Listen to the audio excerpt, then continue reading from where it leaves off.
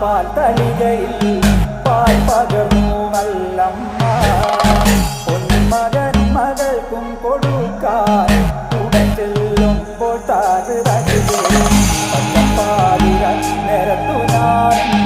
പച്ചപ്പാല് കുടിച്ചാലോ മാനവിക്കും മാനക്കോടായിൽ ഞാൻ മനക്കുരൂടോ താഴ് ഇങ്ങനെ മാല വയ്ക്കുവാനായി വരവുണ്ടെന്നങ്ങനെ കേട്ടപ്പോഴേ നാളത്തെ പാൽ നൊയമ്പു ഞാൻ എടുത്തവളാണ് താഴ്